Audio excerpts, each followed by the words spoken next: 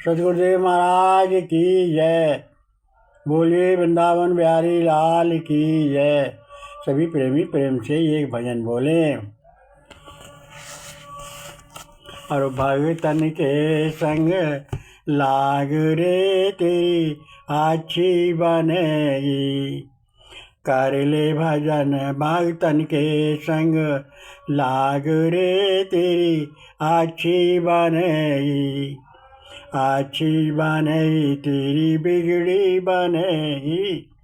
भगतन के संग लाग रे तेरी अच्छी बनेगी। कर ले भजन मान तू कहना। किस चरण को मन में रखना। छोड़ दे अब मान रे तेरी अच्छी बनेगी। भगतन के संग लाग रे तेरी अच्छी बनेगी।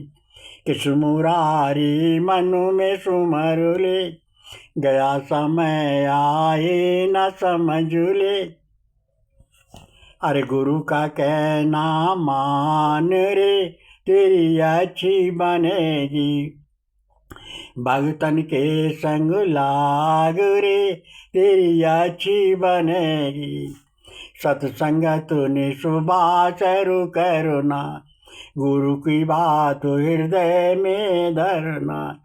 हर से नाता जोड़ो रे तेरी अच्छी बनेगी। राम कृष्ण दास प्रभु के बनना। श्याम सुंदर को दिल में रखना। राम कृष्ण दास प्रभु के बनना। श्याम सुंदर को दिल में रखना। जय गोविंद बोलो रे तेरी अच्छी बनेगी। जय गोविंद बोल रे तेरी अच्छी बनेगी। हर भगतन के संग लाग रे तेरी अच्छी बनेगी। बोलिए वृंदावन बिहारी लाल की जय। बोलिए सतगुरुदेव महाराज की जय। सभी प्रेमी प्रेम से सत्संग सुने। प्रभु का नाम एक आधार है। प्रभु की नाम की महिमा बड़ी अपरंपार है। प्रभु के नाम के समान कुछ भी संसार में नहीं है। सारी वस्तु एक नाम के सहारे से ही सारा संसार प्रकाशित हो रहा है। प्रभु का तत्व नाम बिना गुरु के प्राप्त नहीं होता। प्रभु हमें तन मन धन से गुरु की सेवा करनी चाहिए। गुरु की सेवा पूजा वंदना प्रणाम सरल स्वभाव से नम्र निवेदन से करनी चाहिए। प्रभु के तत्व का ज्ञान प्राप्त करना चाहिए। प्रभु शिष्य को समर्पण अर्थों की निवृत्ति करके परमानंद प्राप्ति रूप मुक्ति की इच्छा करे और 5 गुणों का त्याग करना चाहिए। शब्द स्पर्श रूप रस गंध, इन 5 को इंद्रियां कान त्वचा नेत्र जिह्वा नाक, और इन 5 गुणों का त्याग किए के बिना करने वाला भोग करने वाला पुरुष दुखी होता है। अतः शब्द विषय मां अनर्थ का मूल है। कोई अच्छा कह रहा है, कोई बुरा कह रहा है। ये गुण देह में विषम, ये मेरा है, ये मेरा है, ये विचार मन में मत आने दीजिए। क्योंकि जिसकी 5 इंद्रियां शांत हो जाती हैं उसके मन वश में हो जाता है। उसका मन नहीं रहता, उसका मन ब्रह्म मन बन जाता है, ब्रह्माकार हो जाता है, उसकी निर्कल्प समाधि हो जाती है। और जब 5 गुण बस में हो जाते हैं तो अनगुण सुता ही आने लगते हैं। सब कुछ सह लेना, बिना कारण ही पराया दुख दूर करने की इच्छा, सदा संतुष्ट रहना, अनेकता में एकता देखना आदि गुण आ जाते हैं। जैसे कोई पुरुष अमृत औषधि का सेवन करे और औषधि से उसके सारे दुख दूर हो जाएं, इस प्रकार अमृतोल 5 गुणों का सेवन करता है। उसके जन्म मरण मृत्यु रूपी दुख दूर हो जाते हैं और विषयों को त्याग के बिना मुक्ति कदापि नहीं हो सकती। मन से ये विचार निकाल दो, ये मैं हूँ, ये मेरा है, मैं मेरा ही तो बंधन है। ये शरीर के आवागमन का त्याग करना चाहिए, शरीर के अवमान का त्याग करना चाहिए और विषय को अनात्मक जानकर त्याग करना चाहिए। क्योंकि विषय नित्य नहीं अनित्य हैं। मैं हूँ, मेरा है, नित्य नहीं अनित्य है, नाशवान है। ये देह के गुण है। देह दृष्टि को छोड़कर आत्म दृष्टि करो। देह दृष्टि नाशवान है, आत्म दृष्टि नाशवान नहीं है। ये ऊंच नीच बड़ा भेद ये देह के हैं, आत्मा के नहीं।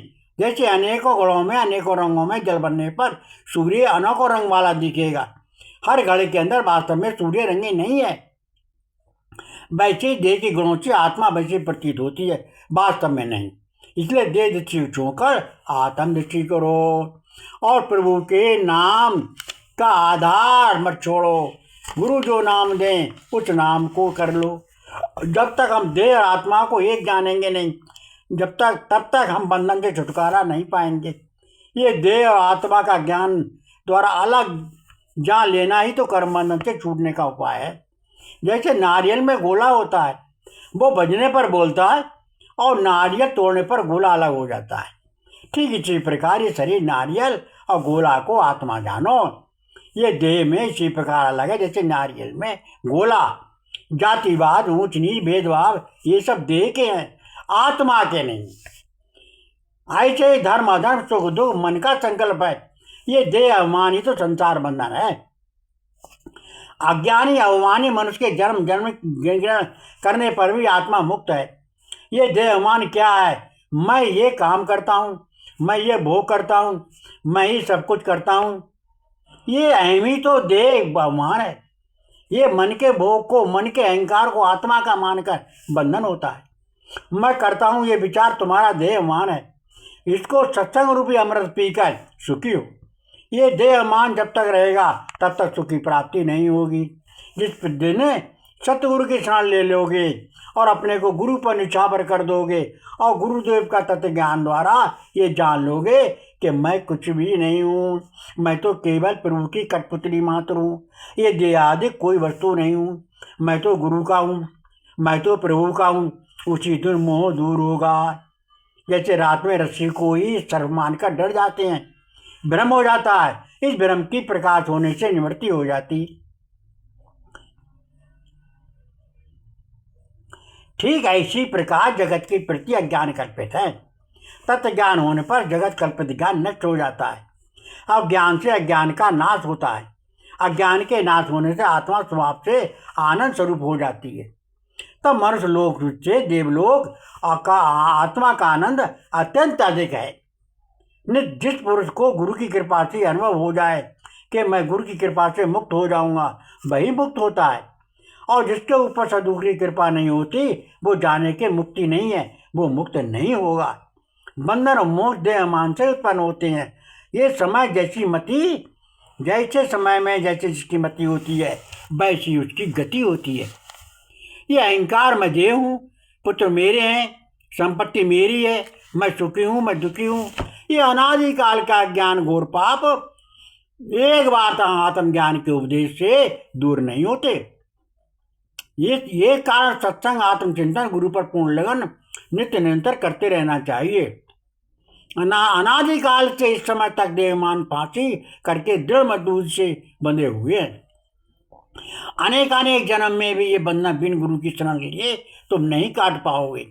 इसलिए सत्य से स्थिर होकर संकल्प विकल्प दूर करके गुरुदेव से तत्व ज्ञान लेकर ज्ञान दे, तत्व ज्ञान दे अभिमान फांसी को काट कर सकी हो। क्योंकि जिसके अंतकरण की वृत्ति विराम को प्राप्त हो जाती है उसकी मोक्ष निश्चय होती है। केवल कुछ ना रहे, केवल एक श्री कृष्ण रह जाए। श्री कृष्ण से उत्तम, श्री कृष्ण से सर्वोत्तम कुछ भी नहीं है। केवल एक कृष्ण रह जाए, कृष्ण के बिना कुछ ना रहे। ज्ञान तो हर जीव को होता है, परंतु विभिन्न तरह के ज्ञानों से, आचरणों से, व्यवहारों से आत्मज्ञान श्रेष्ठ है। आत्मज्ञान होने पर अन्य किसी से कोई भी प्रयोजन नहीं रहता। भगवान श्री कृष्ण गीता में कहते हैं, जो आत्मा से आत्मा में रमण करने वाला, आराम वाला, ज्ञान वाला जो पुरुष होता है उसके लिए कोई कर्तव्य बाकी नहीं होता, कोई बंधन नहीं होता। वो तो जीवन मुक्त है, वो मनुष्य नहीं रह जाता, उसका मन तो ब्रह्म मन हो जाता है, उसकी ब्रह्मकर हो जाती है। उसकी दृष्टि में मुझ बहादुर से भिन्न अन्य कुछ रहता ही नहीं। जैसे सोने के विभिन्न आभूषणों में आभूषण बनाए जाते हैं, उनका नाम भी भिन्न होता है, परंतु सब में सोना व्याप्त होता है। परंतु नाम, कुंडल, पुंगिया आदि होते अलग अलग। समय परंतु कुंडल, पुंगिया आदि आभूषण फिर सोना हो जाते हैं। ऐसी प्रकार ब्रह्म का जीव अलग अलग होकर मन स्त्री नाना रूपों में हो जाता है, परंतु समय फिर वो ब्रह्म ही ब्रह्म है। ये भूख प्यास जीवात्मा के धर्म है, शोक मोह मन के धर्म है, जन्म मरण देह के धर्म है। ये सब भाव स्थूल देह के हैं, आत्मा के नहीं। आत्मा तो सच्चिदानंद घन स्वरूप है। ये जो स्थूल देह का साकार देह है, इसको संपूर्ण पदार्थ मिथ्या कल्पित है, जगत स्वप्न समान कल्पित है। इसलिए अपने गुरु पर पूर्ण रूप से निछावर करके आत्मज्ञान में स्थित होकर संकल्प विकल्प को त्याग करके, इच्छा अनिच्छा का त्याग करके, सिद्धि असिद्धि का त्याग करके, पाप पुण्य का त्याग करके, धर्म अधर्म का त्याग करके समबुद्धि में स्थित हो जाओ। समबुद्धि के, समदृष्टि के, समज्ञान के, आत्मज्ञान की प्राप्ति नहीं होगी। आत्मज्ञान प्राप्त होने पर 3 लोक 14 भवन में तुमको तुच्छ प्रतीत होंगे। आत्मज्ञान के सामने आत्मज्ञान आत्मानंद से श्रेष्ठ कुछ भी नहीं है। इसलिए देह दृष्टि को छोड़कर आत्मदृष्टि करो। अपने मन में दृढ़ निश्चय कर लो। खिचड़ी वाली भक्ति नहीं करो, सबका सम्मान करो, सबको प्रेम से, किसी की बुराई मत करो, लेकर एक गुरु के द्वारा दिए हुआ नाम का स्मरण करो। एक नाम में लगन लगाओ। एक ही साधे सब सदाएं, सब साधो सब जाए, जैसे मूले संचिए फूले फलय गाय। एक नाम पकड़ लो। सारे नाम उस एक ही मालिक के तो हैं, सारे रूप उस एक ही मालिक के तो हैं। सर्व रूपों में भगवान राधा कृष्ण ही तो व्याप्त हैं, सब में, सब उन्हीं की लीला संसार में हो रही है। ऐसा मानकर एक ब्रह्म द्वितीय नास्ति, केवल एक ब्रह्म की लीला है, एक ही भगवान की लीला है, सबका मालिक एक ही है। ऐसा निश्चय करके अपने अपने गुरु ज्ञान से, भावों से, जो गुरु नाम दें, जिस रूप से आपसे कहें, वैसे नाम को पकड़ लो और उस नाम में अपने सबको शक्ति लगा दो। क्योंकि नाम प्रभु का बड़े काम का है। नाम प्रभु का, नाम की महिमा बड़ी अपरंपार है। नाम की महिमा का कोई आर पार नहीं है। इसलिए उस नाम की महिमा को पकड़ लो, प्रभु के नाम को, और भवसागर पार जाने के लिए केवल नाम ही आधार है।